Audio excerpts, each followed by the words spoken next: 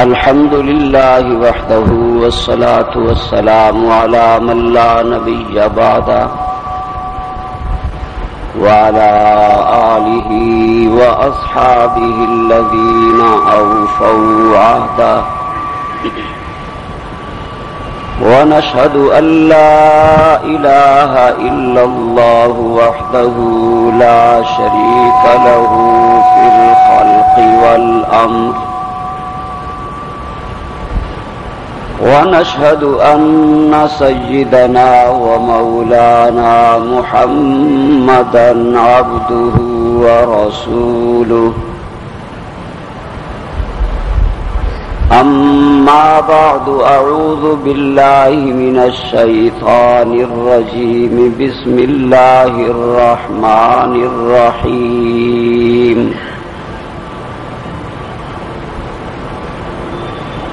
لقد كان لكم في رسول الله أسوة حسنة وقال النبي صلى الله عليه وسلم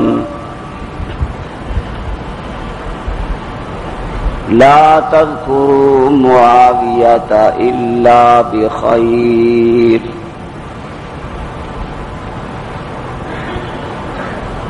صدق الله مولانا العظيم وصدق رسوله النبي الأمي الكريم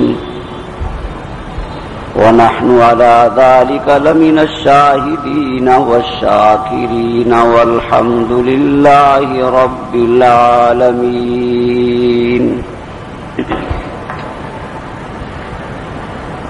درود پاک بآواز بلند. اللهم صل على محمد وعلى آل محمد كما صليت على إبراهيم وعلى آل إبراهيم إنك حميد مجيد. اللهم بارك على محمد وعلى آل محمد كما باركت على إبراهيم وعلى آل إبراهيم إنك حميد مجيد.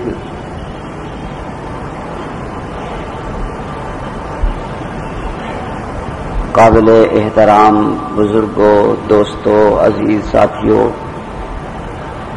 اور ملت اسلامیہ کے غیور فرزندوں، آج اگست کی 3 اور رجب کی 18 تاریخ ہے.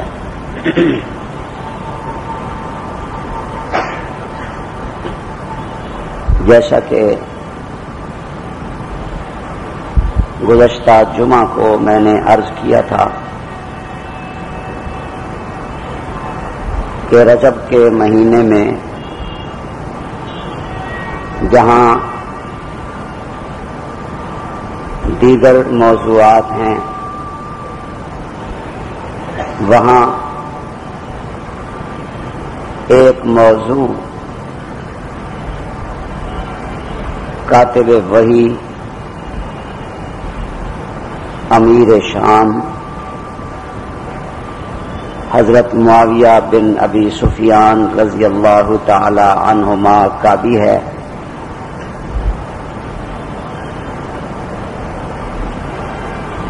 جن کی وفات رجب کی 22 تاریخ کو ہوئی ہے.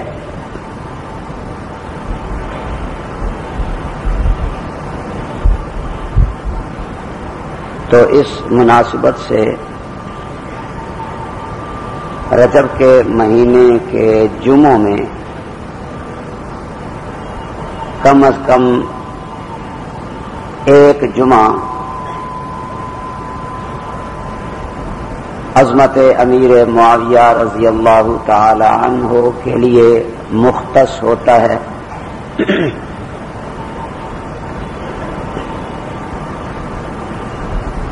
دوسرے موضوعات بھی آئندہ جمعوں میں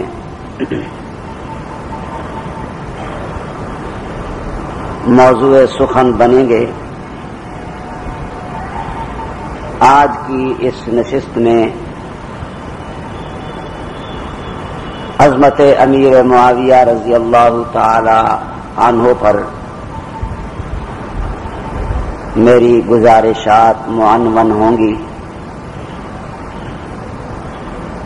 اللہ رب العزت مجھے حق اور سچ بیان کرنے کی توفیق عطا فرمائے اور اس پر مجھے اور آپ سب کو استقامت نصیب فرمائے.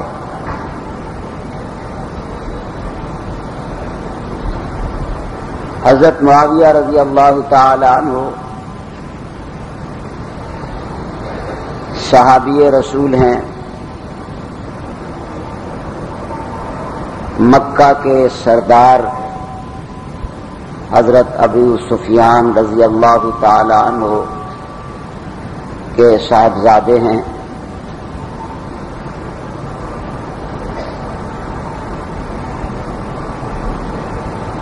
فتح مکہ کے موقع پر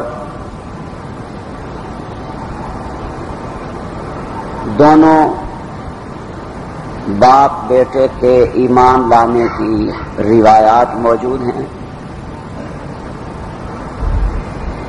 حضرت امیر معاویہ رضی اللہ تعالی عنہ کے بارے میں بعض روایات میں یہ بھی آتا ہے کہ وہ فتح مکہ سے پہلے ایمان لا چکے تھے،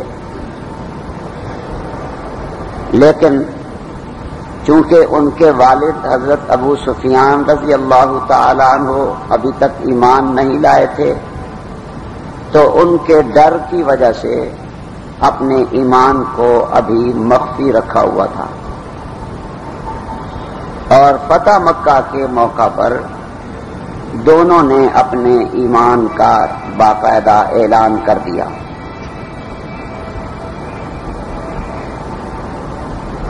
اللہ رب العزت نے اس خاندان کو سرداری اور سیادت کی خصوصیات ودیعت کر دی تھی. حضرت ابو سفیان رضی اللہ تعالی عنہ مکہ کے سردار تھے، اور اس سردار مکہ کے گھر میں حضرت امیر معاویہ رضی اللہ تعالی عنہ نے پرورش پائی، تربیت پائی. تو سرداری، سیادت اور اصول جہاں بانی انہوں نے اپنے گھر کے ماحول میں رہ کر سیکھے.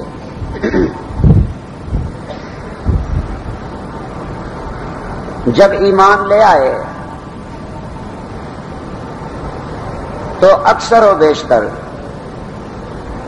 رسول اللہ صلی اللہ علیہ وسلم کی خدمت میں رہا کرتے تھے.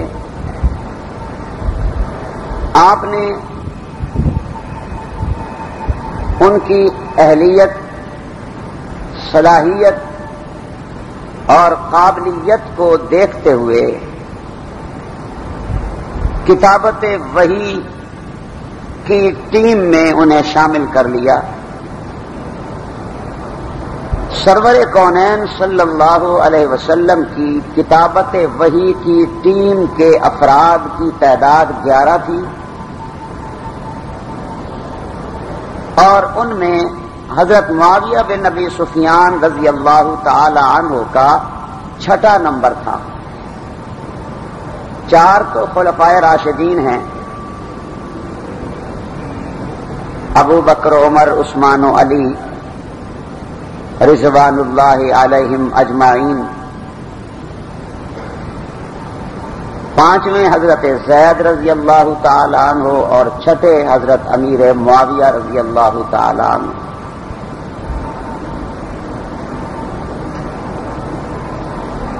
روایات میں آتا ہے کہ حضرت زید رضی اللہ تعالی عنہ اور حضرت معاویہ بن ابی سفیان رضی اللہ تعالی عنہ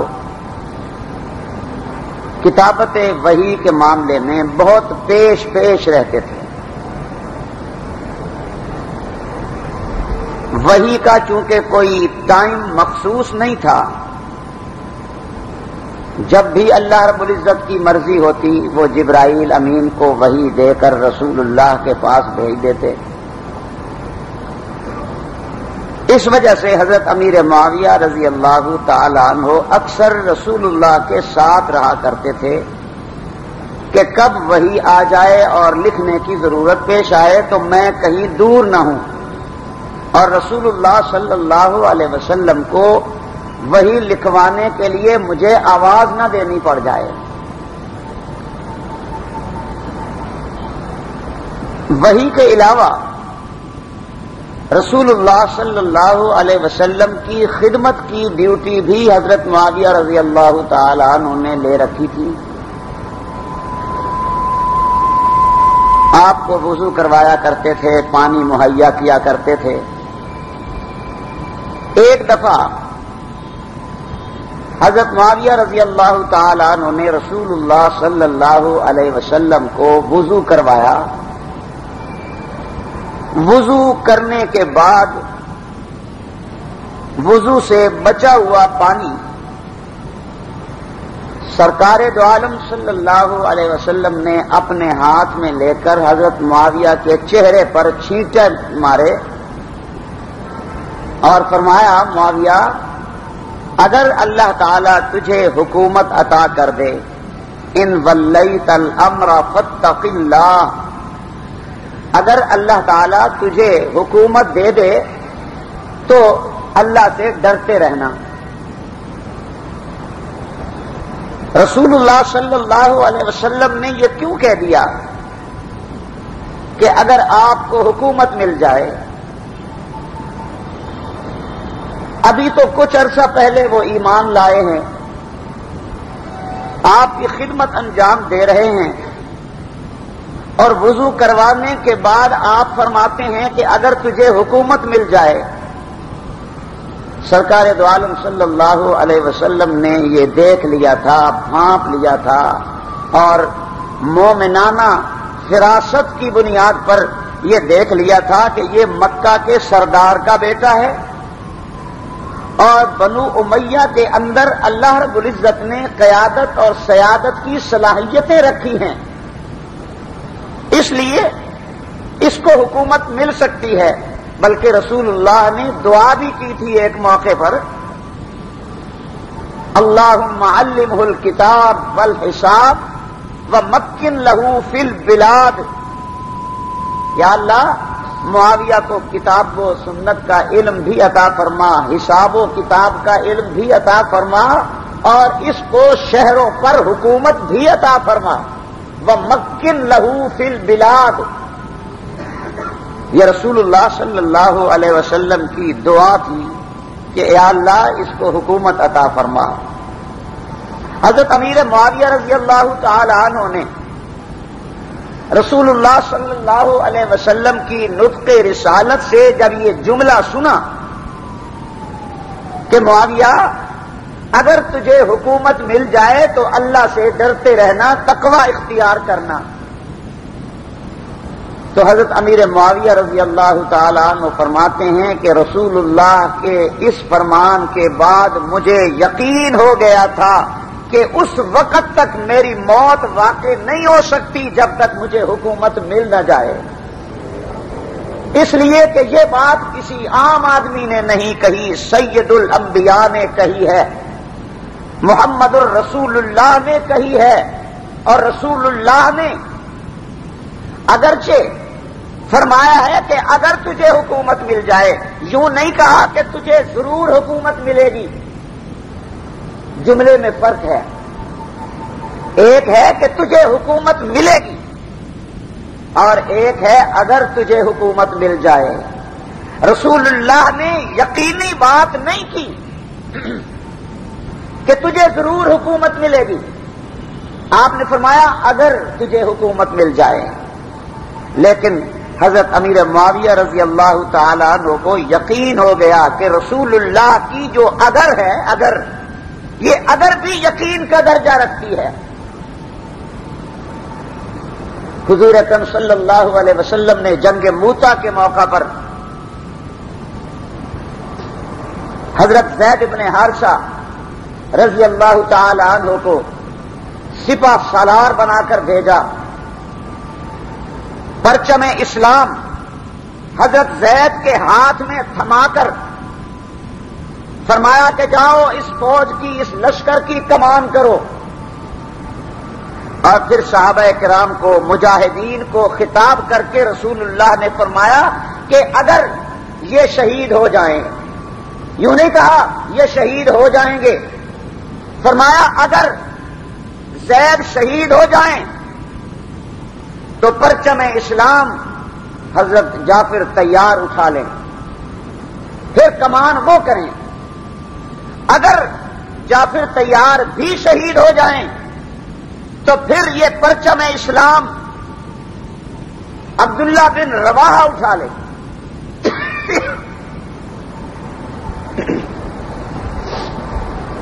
اگر عبداللہ بن رواحہ بھی شہید ہو جائیں تو پھر مجاہدین جس کو چاہیں اپنے میں سے سپہ سالار بنا لیں. اس کے بعد حضور نے کسی کا نام نہیں لیا، 3 کا نام لیا. زید کو کمان دی، فرمایا یہ شہید ہو جائیں تو ان کے بعد جعفر تیار رہیں، وہ شہید ہو جائیں تو ان کے بعد عبداللہ بن رواحہ تیار رہیں، وہ شہید ہو جائیں تو ان کے بعد پھر مسلمان مجاہدین جس کو چاہیں اپنا سربراہ بنا لیں. صحابہ کرام کو جب حضور نے یہ خطاب فرمایا اور ان 3 کے بارے میں ارشاد فرمایا اگر یہ شہید ہو جائے، تو ان تینوں نے جب سنا تو تینوں کو یقین ہو گیا کہ ہم ضرور شہید ہوں گے. حالانکہ رسول اللہ نے یقینی بات نہیں کہی، فرمایا اگر یہ شہید ہو جائیں، لیکن صحابہ تو حضور کی زبان سے نکلی ہوئی بات کو یقین کے درجے میں لیتے تھے. چنانچہ وہی ہوا، حضرت زید شہید ہو گئے. پھر جھنڈا اٹھایا حضرت جعفر تیار رضی اللہ تعالی عنہ نے، حضرت جعفر تیار بھی شہید ہو گئے. پھر جھنڈا اٹھایا حضرت عبداللہ بن رواحہ رضی اللہ تعالی عنہ نے، وہ بھی شہید ہو گئے. اس کے بعد مسلمانوں نے حضرت خالد بن ولید کو آگے کیا اور جھنڈا ان کے ہاتھ میں دیا. تو جس طرح وہاں حضور اکرم صلی اللہ علیہ وسلم نے بات یقینی نہیں کہی لیکن صحابہ نے اسے یقینی سمجھا، تو حضرت امیر معاویہ کے لیے بھی حضور نے بات یقینی نہیں کی لیکن معاویہ رضی اللہ تعالی عنہ نے اسے یقینی سمجھا کہ آپ نے وہاں بھی اگر کا لفظ استعمال کیا اور بات یقینی بن گئی، تو یہاں بھی حضور نے اگر کا لفظ استعمال کیا تو بات یقینی ہونی ہے. حضور نے فرمایا اگر تم حاکم بن جاؤ، اور حضرت معاویہ رضی اللہ تعالی عنہ پھر حاکم بنے. اللہ رب العزت نے اتنی بڑی سلطنت عطا فرمائی، 64,65,000 مربع میل کے وسیع رقبے پر بلا شرکت غیرے اللہ نے معاویہ بن ابی سفیان رضی اللہ تعالی عنہ کو حکومت عطا فرمائی. اور انہوں نے اپنے دور خلافت میں، اپنے دور حکومت میں عدل و انصاف کے وہ موتی بکھیرے کہ اس نظام اور اس دور کو دیکھ کر غیر مسلم بھی اش اش کر اٹھے. اور نپولین جو ایک غیر مسلم مورخ ہے، اس نے حضرت معاویہ رضی اللہ تعالی عنہ کے 20 سالہ دور خلافت کو دیکھ کے لکھا کہ محمد کے غلاموں نے آدھی صدی میں آدھی دنیا تک اسلام کا پھریرا لہرایا ہے. نپولین کا یہ قول حضرت معاویہ بن ابی سفیان کے دور خلافت پہ صادق آتا ہے. اور پھر انہیں جو حکومت ملی وہ رسول اللہ کی دعاؤں کی وجہ سے ملی، رسول اللہ کی دعاؤں کی وجہ سے ملی. اب اگر حضرت امیر معاویہ اپنے دور حکومت میں کوئی غلط کام کریں گے تو بات رسول اللہ پہ آئے گی، اس لیے کہ حضور نے حضرت امیر معاویہ کے لیے نہ صرف دعا کی ہے بلکہ فرمایا کہ ان کو حکومت اگر مل جائے تو انہیں چاہیے کہ اللہ سے ڈرے۔ رسول اللہ نے دعائیں بھی کی حضرت امیر معاویہ رضی اللہ تعالی عنہ کے لیے، تو حضور صلی اللہ علیہ وسلم کی دعاؤں کے طفیل، رسول اللہ کی دعاؤں کی برکت سے معاویہ بن ابی سفیان کو حکومت ملی ہے۔ اس لیے اہل سنت والجماعت کا عقیدہ ہے کہ جس کو میرے پیغمبر کی دعاؤں کی وجہ سے حکومت ملی ہو وہ اپنے دور حکومت میں خلاف شرع کوئی کام نہیں کر سکتا۔ اگر کوئی مورخ یہ کہتا ہے، اگر کوئی مفکر یہ کہتا ہے کہ معاویہ بن ابی سفیان نے اپنے دور حکومت میں شرعی اصولوں کو توڑا ہے تو وہ رسول اللہ صلی اللہ علیہ وسلم کی دعا پہ اعتراض کر رہا ہے۔ یہ بات معاویہ بن ابی سفیان تک پھر محدود نہیں رہتی، یہ اعتراض، یہ الزام پھر محمد الرسول اللہ پہ ہوتا ہے۔ اس لیے ہمارا عقیدہ یہ ہے کہ جس طرح رسول اللہ صلی اللہ علیہ وسلم کی دعا حضرت معاویہ رضی اللہ تعالیٰ عنہ کے لیے اخلاص پہ مبنی تھی، اسی طرح معاویہ بن ابی سفیان کی حکومت بھی اپنی عوام کے لیے اخلاص پہ مبنی تھی۔ پھر حضرت معاویہ رضی اللہ تعالیٰ عنہ وہ عظیم انسان ہیں جنہوں نے رسول اللہ کا قرب حاصل کیا اور رسول اللہ کے قریب رہ کر، آپ کی رفاقت میں رہ کر شریعت سیکھی ہے، دین سیکھا ہے، اللہ کے احکام پہ عمل کرنا کرانا سیکھا ہے۔ تو جو کچھ رسول اللہ سے سیکھا وہی کچھ اپنے دور خلافت میں اپنایا، اس لیے کہ یہ شاگرد ہیں رسول اللہ صلی اللہ علیہ وسلم کے۔ پچھلے دنوں امریکہ سے ایک صاحب نے امت اخبار میں مضمون لکھا، غالباً محمود اس کا نام ہے، ایران کے موجودہ صدر کے حوالے سے۔ کیا نام ہے اس کا صدر کا؟ محمود نژاد کچھ ایسا۔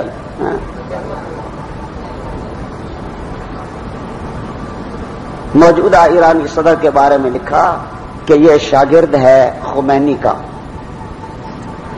اور خمینی نے ایران کے اندر اسلامی انقلاب برپا کیا تھا اور یہ اس کا تربیت یافتہ ہے۔ موجودہ صدر خمینی کا تربیت یافتہ ہے، اس سے اس نے سیکھا ہے، اس لیے یہ جب آ گیا ہے تو کوئی فکر کی بات نہیں، یہ بالکل اسی اسلامی انقلاب کے تسلسل کو برقرار رکھے گا چونکہ یہ تربیت یافتہ اس کا ہے۔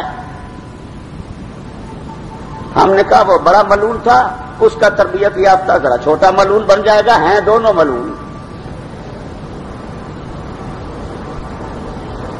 تو خمینی کا تربیت یافتہ اگر ملک کا صدر بن جائے تو اس پر اعتماد ہے کہ یہ اس کا تربیت یافتہ ہے، ٹھیک کام کرے گا۔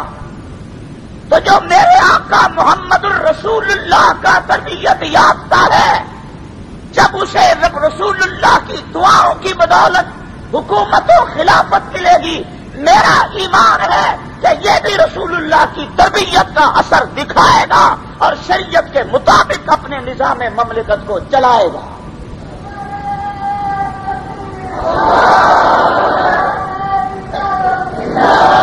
ان پر بھی بد اعتمادی نہیں کی جا سکتی۔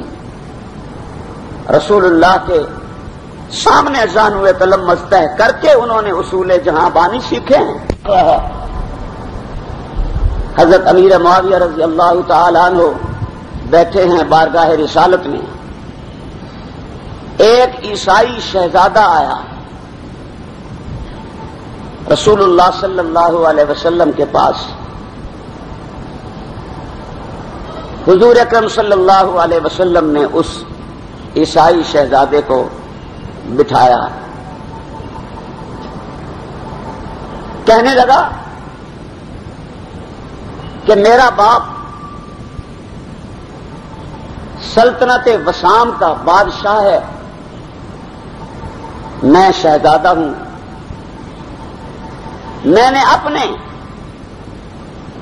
علماء احبار اور رہبان سے سنا ہے کہ تورات و انجیل میں جس نبی آخر الزمان کا ذکر موجود ہے وہ آپ ہیں۔ تو یہ جب ذکر میں نے سنا تو میرے دل میں اشتیاق پیدا ہوا کہ میں آپ سے ملاقات کروں۔ چنانچہ آج میں یہاں اپنے کسی کام سے آیا تھا تو ملاقات کی غرض سے آپ کی خدمت میں حاضر ہو گیا ہوں۔ رسول اللہ صلی اللہ علیہ وسلم نے اسے عزت دی، اسے ادب سے بٹھایا۔ غیر مسلم ہے، عیسائی شہزادہ ہے، رسول اللہ صلی اللہ علیہ وسلم اسے عزت دے رہے ہیں، اس کا احترام کر رہے ہیں۔ کیوں؟ اس لیے کہ ان کو اگر ہم نے عزت دی، ان کو احترام دیا تو یہ ہمارے اخلاق سے متاثر ہو کر قریب آئیں گے، دائرہ اسلام میں داخل ہو جائیں گے، جہنم سے بچ جائیں گے، جنت کے راہی بن جائیں گے۔ حضور اکرم صلی اللہ علیہ وسلم کو عیسائیوں سے، یہودیوں سے اور کوئی لالچ نہیں تھی کہ مجھے کچھ پیسے مل جائیں گے، ڈالر مل جائیں گے، دولت مل جائے گی، شہرت مل جائے گی، ان کے ذریعے سے مجھے سرداری مل جائے گی۔ کچھ نہیں، ایک ہی حرص، ایک لالچ کہ یہ مسلمان ہو جائیں۔ اور یہ طرف، یہ درد، یہ کڑن پیغمبر اسلام کے دل میں اتنی تھی کہ آپ پہ ہم جدوجہد، مسلسل جدوجہد اور کاوش کے بعد بھی جب یہ دیکھتے تھے کہ کافر میری بات نہیں مان رہے، مجھے اللہ کا نبی تسلیم نہیں کر رہے، میرے دین کو قبول کرنے سے انکار کر رہے ہیں، تو پیغمبر اقدس صلی اللہ علیہ وسلم کو بے چینی ہوتی، بڑی پریشانی ہوتی، آپ بڑے مغموم ہوتے۔ اتنی پریشانی اس بات پر کہ یہ میری بات کیوں نہیں مانتے، یہ مسلمان کیوں نہیں بنتے، یہ مجھے اللہ کا آخری رسول کیوں نہیں مانتے۔ اس پر رسول اللہ کو اتنی پریشانی کہ اللہ رب العزت کو وحی بھیج کر یہ کہنا پڑا، لعلک باخع نفسک الا یکونوا مؤمنین۔ میرے محبوب، آپ ان کے ایمان نہ لانے کی وجہ سے اتنے پریشان جو ہو رہے ہیں، اس کا نتیجہ تو یہ ہوگا کہ آپ اپنے آپ کو ہلاکت میں ڈال دیں گے، آپ تو اپنی جان سے بھی ہاتھ دھو بیٹھیں گے۔ اتنے کیوں پریشان ہوتے ہیں، اتنے کیوں بے چین ہوتے ہیں کہ آپ گھل کے خود ہی ختم ہو جائے۔ آپ اللہ نے فرمایا محبوب ایسا نہ کیا کرو، انا ارسلناک بالحق بشیرا ونذیرا ولا تسأل عن اصحاب الجحیم۔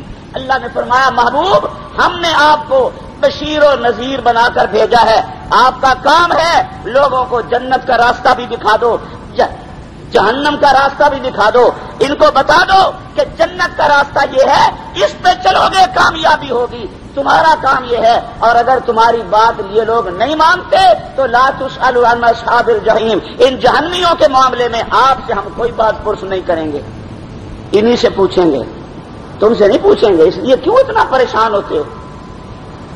رسول اللہ صلی اللہ علیہ وسلم اس وجہ سے ان کافروں کو احترام دیتے، ادب سے انہیں بٹھاتے، تاکہ یہ ہمارے اس رویے کو دیکھ کر، اس سلوک کو دیکھ کر، ہمارے اس اسوہ اور اس ہمارے اخلاق کو دیکھ کر یہ لوگ مسلمان ہو جائیں اور آخرت کے عذاب سے بچ جائے، آخرت میں ہمیشہ ہمیشہ کی کامیابی ان کا مقدر بن جائے۔ آپ نے بٹھایا اور خیر خیریت پوچھی۔ تھوڑی دیر کے بعد جب وہ جانے لگا تو بارگاہ رسالت میں عرض کرتا ہے کہ اے محمد، میں آپ کے لیے کچھ ہدیے لے کے آیا تھا، کچھ تحائف لایا تھا، اگر آپ قبول کر لیں تو میں وہ آپ کی خدمت میں پیش کروں۔ رسول اللہ صلی اللہ علیہ وسلم نے فرمایا ٹھیک ہے۔ صحیح ہے، میں قبول کر لوں، یہ بھی اسی لیے مسلمان ہو جائے، دائرہ اسلام میں داخل ہو جائیں۔ رسول اللہ صلی اللہ علیہ وسلم کی کوشش کاوش صرف اس لیے تھی کہ لوگ کافر سے مسلمان بن جائیں، اور اب تو مسلمان بننا بھی ایک جرم بن گیا ہے۔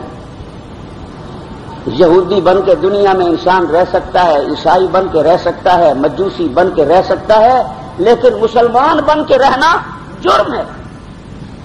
میں مسلمان سے ان لوگوں کو مراد لے رہا ہوں جو اسلام پر عمل کیے ہوئے ہیں، ظاہراً بھی باطناً بھی، جن کے چہروں پہ داڑیاں ہیں، جن کے سر پہ ٹوپی ہے، جن کا لباس شریعت کے مطابق ہے، میں ان کی بات کر رہا ہوں۔ آپ ٹوپی سر پہ رکھ کے، داڑھی چہرے پہ سجا کر، اسلامی لباس پہن کر مغربی ممالک میں جا نہیں سکتے۔ اگر آپ وہاں چلے جائیں تو آپ کو تیکھی نظروں سے اور شک کی نظروں سے دیکھا جائے گا کہ یہ کہیں طالبان والا تو نہیں ہے، یہ کہیں القاعدہ والا تو نہیں ہے، یہ کہیں عسکریت پسند تو نہیں ہے، یہ کہیں دہشت گرد تو نہیں ہے۔ آپ کو عجیب و غریب نظروں سے دیکھا جائے گا، اور آپ یہ بھی اخباروں میں پڑھتے رہتے ہوں گے کہ بڑے بڑے علماء جب پاکستان سے باہر کی دنیا میں جانا چاہتے ہیں تو ان کو ویزا حاصل کرنے میں بڑی پریشانیاں اٹھانا پڑتی ہیں، اس لیے کہ وہ مسلمان ہیں۔ مسلمان ہونا جرم بنا دیا گیا ہے، اور اس میں قصوروار صرف مغربی لوگ نہیں ہیں، ہمارے اپنے بھی قصوروار ہیں۔ ہم نے بھی ان کی تکلیف اور ان کی غلامی میں اپنے آپ کو اس حد تک ڈال دیا ہے کہ ہم بھی ان کی نظروں میں ٹھہرنا چاہتے ہیں جو ان کو پسند ہو، ہم وہی شکل بنانا چاہتے ہیں جو ان کو پسند ہو، ہم وہی کلچر اپنانا چاہتے ہیں جو ان کو پسند ہو، ہم وہی تہذیب اور تمدن اپنانا چاہتے ہیں جو انہیں پسند ہو، اور جو چیز انہیں پسند نہیں وہ ہمیں پسند نہیں ہوتی۔ اللہ اور اس کے رسول کے پیغامات کو، اللہ اور اس کے رسول کے احکامات کو ہم نے نظر انداز کر دیا، اور غیروں کے اصولوں، غیروں کے ضوابط اور ان کے احکام کو ہم نے اپنی زندگی کا اور نہ بچھونا بنا لیا۔ یاد رکھو کل قیامت کے دن انہوں نے بھی جہنم میں جانا ہے، اور جو ان کی غلامی کرے گا وہ بھی ان کے ساتھ جہنم میں جائے گا۔ مسلمان بن کے رہنا عذاب ہو گیا،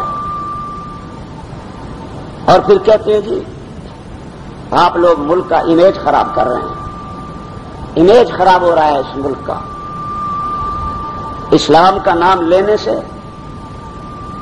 شریعت مصطفیہ کے نفاذ کی بات کرنے سے امیج خراب ہوتا ہے۔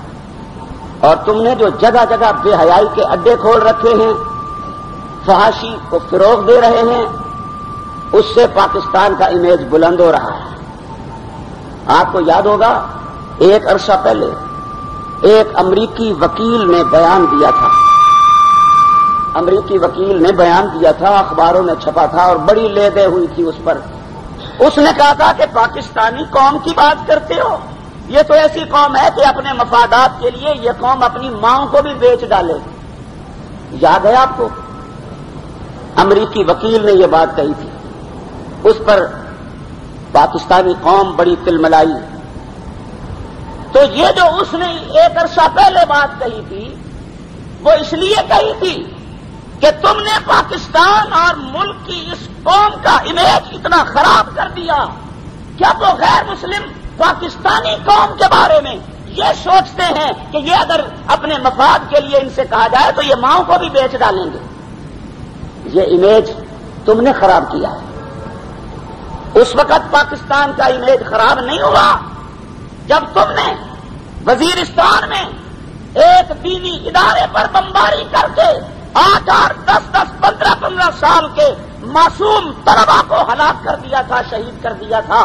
اس وقت امیج خراب نہیں ہوا۔ ڈالروں کے اصول کے لیے جب تم اغیار کے سامنے سر پر سجود ہوتے ہو اس وقت ملک کا امیج خراب نہیں ہوتا، اسلام کا نام لینے سے امیج خراب ہوتا ہے۔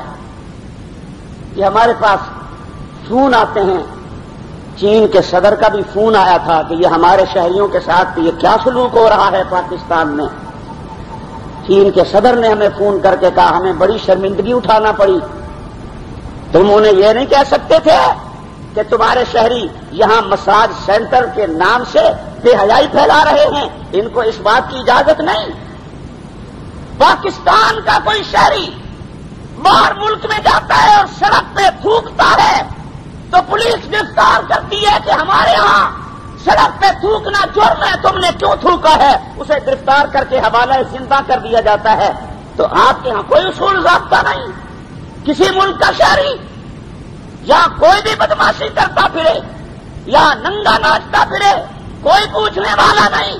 تو جب تم نہیں پوچھو گے, جب کوئی نہیں پوچھے گا تو پھر کوئی تو آئے گا نا غیرت مند جو پوچھنے والا ہوگا. تمہیں چاہیے تم پوچھو. انہیں مساج سینٹر قائم کر کے فحاشی کو فروغ دے رہے ہیں اور پاکستان کا معاشرہ اس چیز کو قطعاً برداشت نہیں کرتا, وہ فوراً خاموش ہو جاتا. لیکن آپ نے اس کی بات کو لے لیا. جی صدر کا فون آیا تھا اور ہمیں بڑی شرمندگی اٹھانا پڑی. تو بات ہو رہی تھی. شہزادہ کہتا ہے میں تحفے لے کر آیا ہوں آپ کے لیے. بات یاد ہے؟ آپ نے فرمایا ٹھیک ہے. کہنے لگا یہاں میرے پاس نہیں ہے, میرا سامان وہاں 5-6 میل دور ایک مقام پر رکھا ہوا ہے, وہاں وہ تحائف آپ کے میرے پاس موجود ہیں. آپ اپنے کسی خادم کو میرے ساتھ بھیج دیں, میں اس کے ہینڈ اوور کر دوں گا. رسول اللہ صلی اللہ علیہ وسلم نے حضرت امیر معاویہ رضی اللہ تعالی عنہ کو جانے کا اشارہ کر دیا. آپ کے پاس بیٹھے تھے. فرمایا معاویہ جاؤ, جا کے ان سے وہ ہدیہ لے کے آؤ جو یہ کہہ رہے ہیں. حضرت معاویہ رضی اللہ تعالی عنہ پر اعتماد تھا رسول اللہ کو, جبھی تو بھیجا. یہ بھی تو ہو سکتا ہے کہ جس کو لینے بھیجا جائے وہ خود ہی کہیں اس تحفے کو آگے پیچھے کر دے. لیکن رسول اللہ کو اعتماد تھا حضرت معاویہ رضی اللہ تعالی عنہ پر, اسی لیے تو بھیجا انہیں کہ جاؤ جا کے لے آؤ. صرف رسول اللہ کو نہیں, حضرت علی کو بھی اعتماد تھا حضرت معاویہ رضی اللہ تعالی عنہ پر. اگر ان دونوں کے درمیان جنگ صفین ہوئی ہے تو یہ تو یہودیوں نے, ابن سبا نے غلط فہمیاں ڈال کر 2 مسلمان بھائیوں کو آپس میں لڑوا دیا تھا, ورنہ حقیقت یہ ہے کہ دونوں ایک ہیں, کوئی اختلاف نہیں, آپس میں کوئی انتشار نہیں. حضرت علی رضی اللہ تعالی عنہ نہج البلاغہ میں ایک خطبے میں ارشاد فرماتے ہیں کہ شام والوں میں اور ہم میں کوئی فرق نہیں. حضرت معاویہ اور ان کے ساتھیوں میں اور ہمارے ساتھیوں میں کوئی فرق نہیں. ہم دونوں ایمان میں برابر ہیں, نہ وہ ہم سے ایمان میں زیادہ ہیں نہ ہم ان سے زیادہ ہیں. ان کا اور ہمارا خدا بھی ایک ہے, رسول بھی ایک ہے, قرآن بھی ایک ہے, کعبہ بھی ایک ہے. اختلاف خون عثمان کی وجہ سے پڑ گیا ہے, ورنہ ہمارے اندر کوئی اختلاف نہیں, کوئی لڑائی نہیں, ہم سب ایک ہیں. یہ حضرت علی رضی اللہ تعالی عنہ کے ریمارکس ہیں. حضرت امیر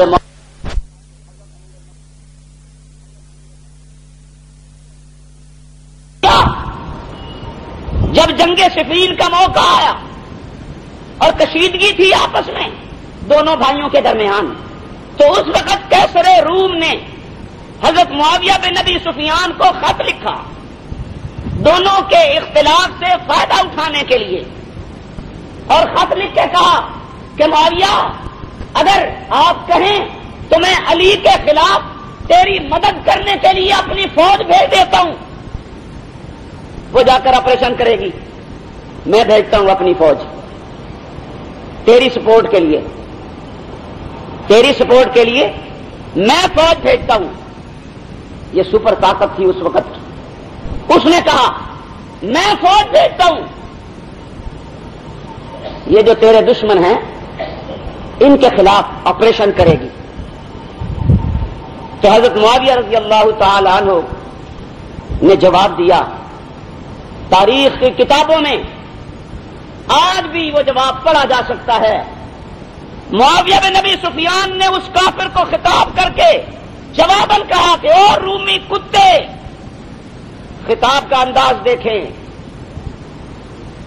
ایک طرف جہاں رسول اللہ صلی اللہ علیہ وسلم ایک کافر کو عزت دے رہے ہیں، اس کو احترام دے رہے ہیں، وہاں دوسری طرف حضرت معاویہ رضی اللہ تعالی عنہ کا یہ عمل بھی رسول اللہ کی اتباع میں ہے. پیغمبر نے کافروں کو عزت بھی دی ہے، ادب اور احترام سے بٹھایا بھی ہے، لیکن ان کافروں کو جو بے ضرر تھے، جو اپنے کفر پہ تو قائم ہیں لیکن مسلمانوں کے خلاف کوئی سازش نہیں کر رہے، انہیں، اور جنہوں نے اسلام کے خلاف سازش کی، جنہوں نے مسلمانوں کے خلاف جدوجہد کی، ایسے کافر رسول اللہ صلی اللہ علیہ وسلم کی سیرت گواہ ہے کہ ایسے کافروں کے لیے پیغمبر اسلام نے صحابہ کو حکم دیا کہ جاؤ کعب بن اشرف یہودی کو جا کے قتل کر دو. کیوں؟ اس لیے کہ وہ مسلمانوں کے خلاف سازشیں کر رہا ہے، اس لیے کہ وہ اسلام کی جڑوں پہ تیشے چلا رہا ہے. قتل کر دو. ایک یہودی عورت ہے اسما نامی، آپ نے اس عورت کے بارے میں کہا جو پیغمبر لڑائی اور جنگ کے میدانوں میں کہا کرتا تھا کہ کسی عورت پہ ہاتھ نہ اٹھانا، کسی بچے پہ ہاتھ نہ اٹھانا، کسی بوڑھے پہ ہاتھ نہ اٹھانا. وہ پیغمبر صحابہ کو کہہ رہا ہے اسما نامی اس یہودی عورت کو چھوڑنا نہیں، جہاں بھی نظر آئے اس عورت کو قتل کر دو. جو لوگ اسلام کے دشمن ہیں اور اسلام کے خلاف سازشیں کرتے پھرتے ہیں، ایسے لوگوں کو رسول اللہ نے ادب اور احترام نہیں دیا، ایسے لوگوں کے خلاف قتل کا حکم صادر فرمایا. معاویہ بن ابی سفیان جواب دیتے ہیں اور رومی کتے، خبردار، اگر ہمارے باہمی اختلاف کی بنیاد پر تو نے علی کے خلاف نظر اٹھا کر دیکھا، تیری نظر سے میرے بھائی علی کی طرف دیکھا، تو علی کی فوج میں شامل ہو کر تیرے خلاف لڑنے والا سب سے پہلا سپاہی معاویہ بن ابی سفیان ہوگا.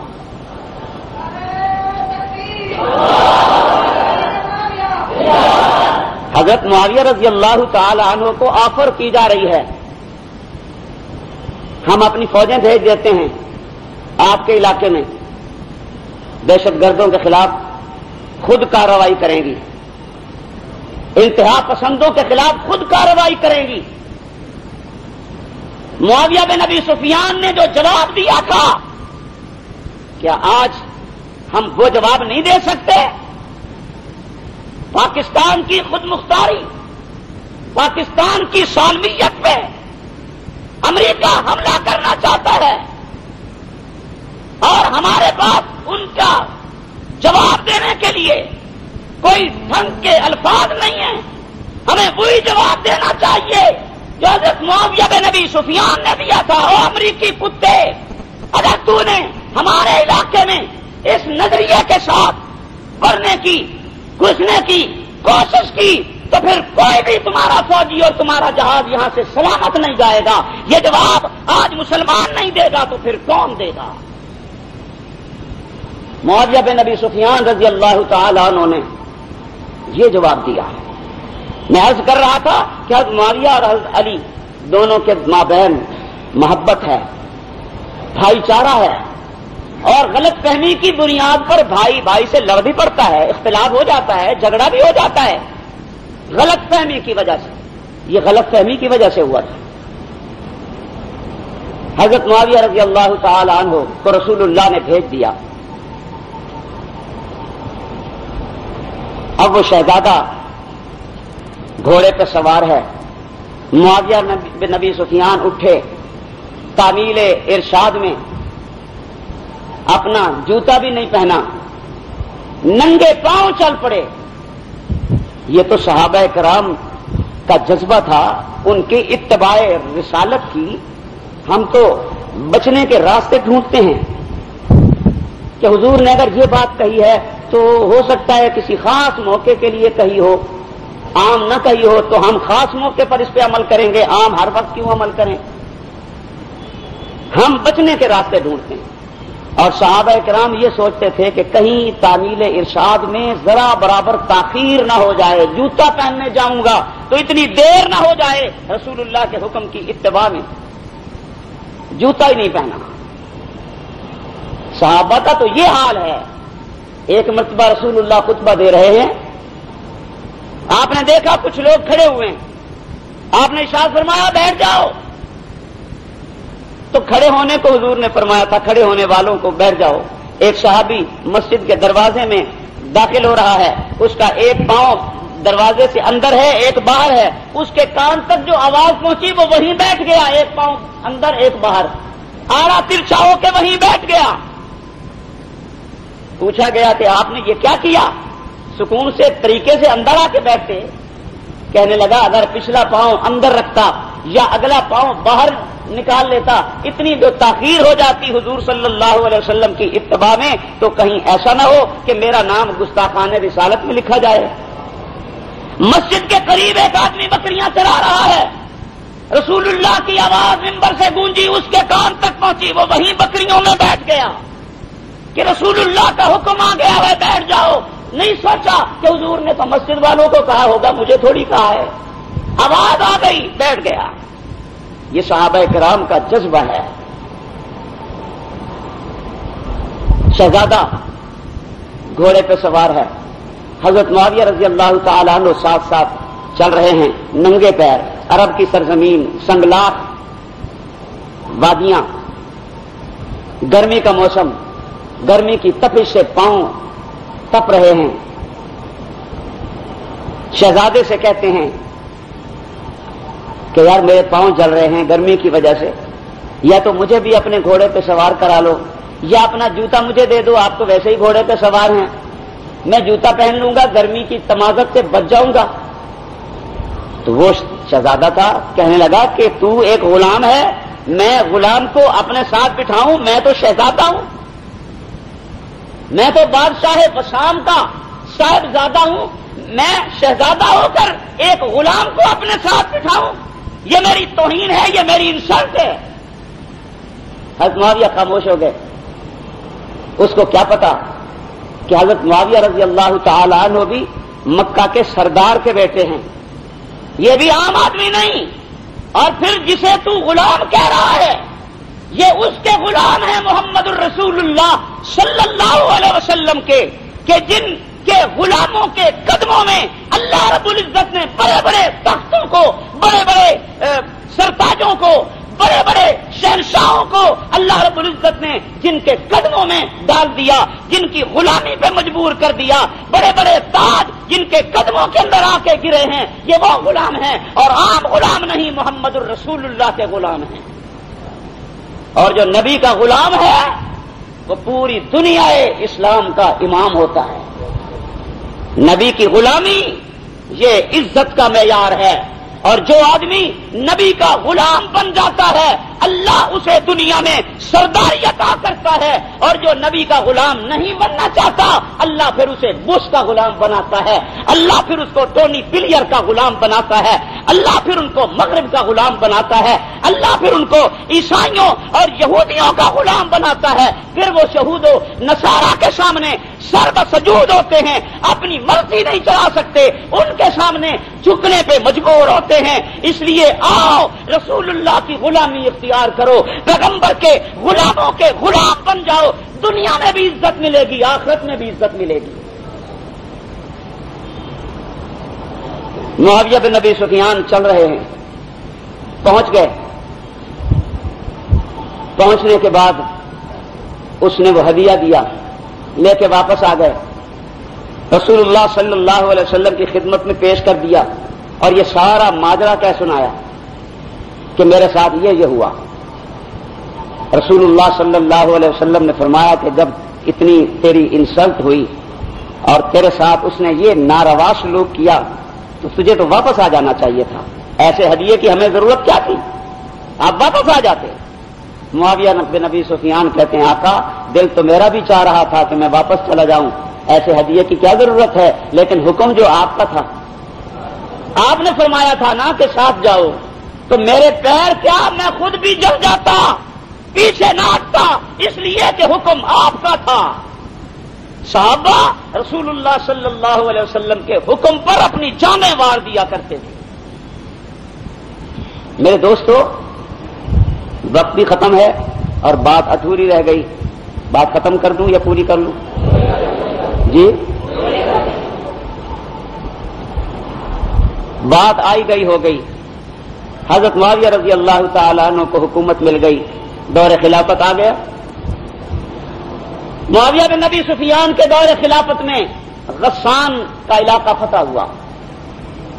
6000 قیدی مجاہدین پکڑ کے لے آئے، عیسائی قیدی آ گئے، جنگی قیدی ہیں۔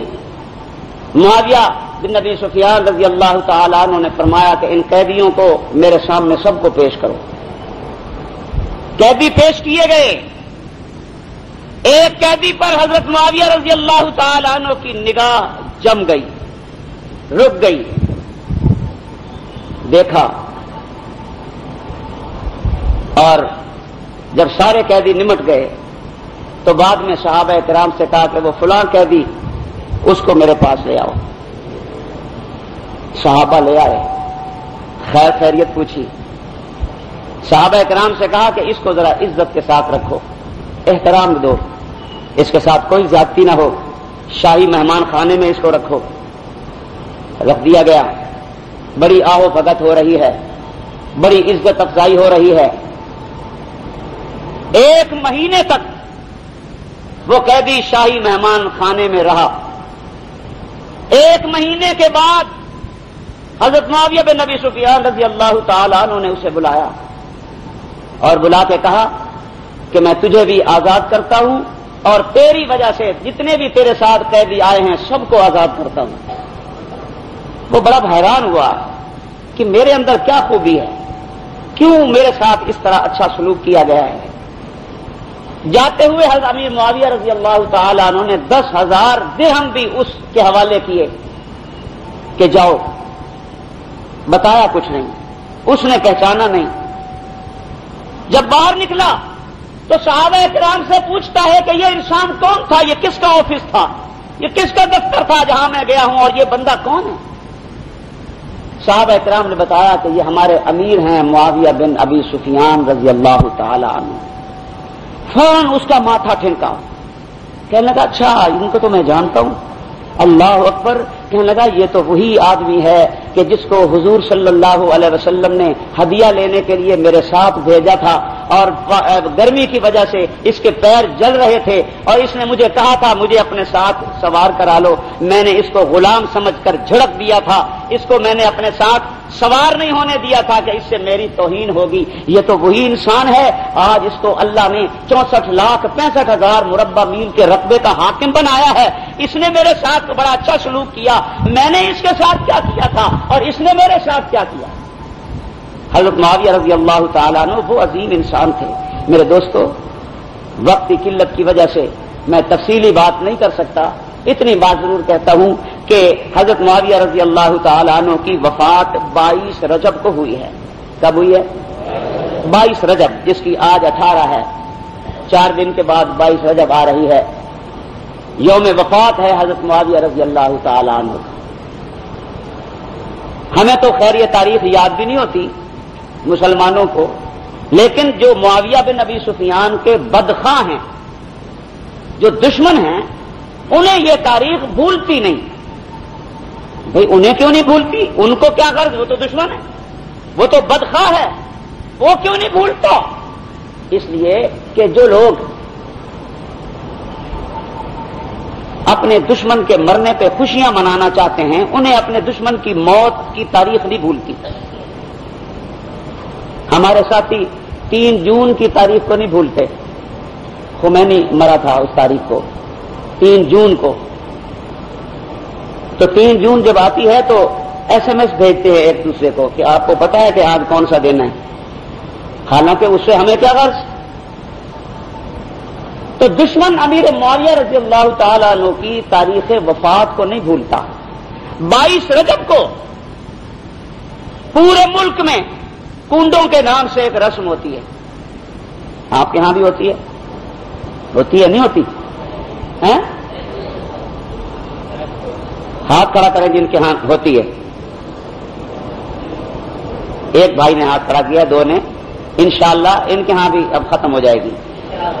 یہ 22 رجب کو جو کنڈے ہیں, ایک تو یہ ذہن میں رہے کہ کنڈا کوئی عربی کا لفظ ہی نہیں ہے, یہ بالکل غیر اسلامی غیر شرعی رسم ہے. اور پھر نام کیا دیا گیا ہے کہ یہ امام جعفر صادق رحمت اللہ علیہ کے کنڈے ہیں.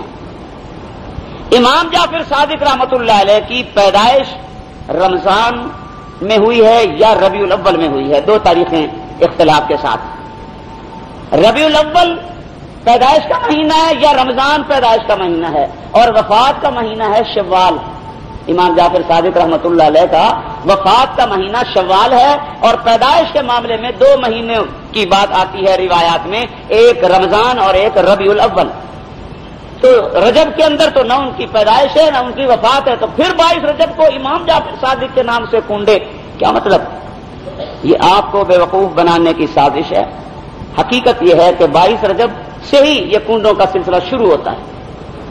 اچھے کپڑے پہنے جاتے ہیں, گھر میں پوریاں پکائی جاتی ہیں, اور ایک من گھڑت قسم کا واقعہ ایک عورت سے منسوب کر کے سنایا جاتا ہے. جب ہم کسی کو یہ کہتے ہیں نا کہ بھائی ٹخنے ننگے ہونے چاہیے, شلوار پاجامہ ٹخنے سے اوپر ہونا چاہیے, یہ حدیث ہے, تو لوگ ہمیں کہتے ہیں یار یہ تو ضعیف حدیث ہوگی. فرمان رسول اللہ کا سنایا جا رہا ہے, تو رسول کا فرمان, پیغمبر کا حکم بھی مسلمان اس وقت تک نہیں مانتا جب تک راوی سچا نہ ہو. راوی میں اگر کوئی کمی بیشی ہے, اونچ نیچ ہے کچھ, تو مسلمان کہتا ہے میں نہیں مانتا اس بات کو, اس کی روایت صحیح نہیں, اس کی درایت صحیح نہیں, یہ حدیث ضعیف ہے. تو حدیث جو فرمان رسول ہے, فرمان رسول پر ہم عمل نہیں کرتے جب تک مصدقہ ذرائع سے ثابت نہ ہو جائے. ایسے ہوتا نہیں ہوتا. تو یہ کنڈوں کی رسم کسی عورت نے سنا دی, میں نے کنڈے کیے تھے, مجھے بڑا فائدہ ہوا تھا, تو ساری قوم لٹو ہوئی ہے اس رسم پر کہ جی یہ رسم ضروری ہے, کنڈے بڑے ضروری ہیں. ایک عورت نے یہ اپنا واقعہ سنایا ہے, وہ کون عورت ہے؟ ہم نے اس کی شریعت پہ چلنا ہے. کون عورت ہے, اس کا نام کیا ہے, اس کا خاندان کیا ہے, اس کی رہائش کہاں ہے, اس کا عطا پتہ کیا ہے, کوئی پتہ نہیں. دنیا میں کس ملک میں رہنے والی ہے, کس شہر کے رہنے والی ہے, کوئی پتہ نہیں. جی ایک عورت نے یہ واقعہ سنایا تھا, لکڑہارے کا واقعہ ہے, اور اس عورت نے کنڈے کیے تھے تو بڑا اس کو فائدہ ہوا تھا. کہ کوئی سی عورت ہے جس کا کوئی پتہ نہیں, کسی کتاب میں کسی حدیث میں کوئی ذکر تک موجود نہیں, لیکن اس کا واقعہ سامنے رکھ کے ساری قوم کنڈے کر رہی ہے. یہ بے وقوفی نہیں تو اور کیا ہے؟ یہ آپ کے دشمن کی, حضرت امیر معاویہ رضی اللہ تعالی عنہ کے دشمن کی سازش ہے, جس کا ہم اور آپ شکار ہو چکے ہیں. اس لیے یہ جو رسم ہے, اس رسم کا حضرت امام جعفر صادق رحمت اللہ علیہ سے کوئی تعلق نہیں. یہ رسم امیر معاویہ کی وفات پر خوشی منانے کے لیے ہے, اور دشمنوں نے یہ خوشی منانے کے لیے اس موقع پر یہ رسم ایجاد کی, اور آپ کو بے وقوف بنانے کے لیے نام لے لیا امام جعفر صادق کا, تاکہ یہ بھی ہمارے ساتھ شریک ہو جائیں اور ان کو پتہ ہی نہ ہو. میرے دوستو, اس رسم بد کو اپنے گھروں سے نکالنے کی کوشش کرو. کوشش نہیں, اپنے گھروں سے نکال دو, اپنے گھروں سے نکال دو. آپ نکالیں گے؟ پکی بات ہے. اپنے گھروں سے نکالو, اپنے دوست احباب رشتہ دار محلے والوں کو اس کی نحوست سے آگاہ کرو کہ ایک صحابی رسول کے وفات کی خوشی منانے کے لیے یہ رسم ایجاد کی گئی ہے.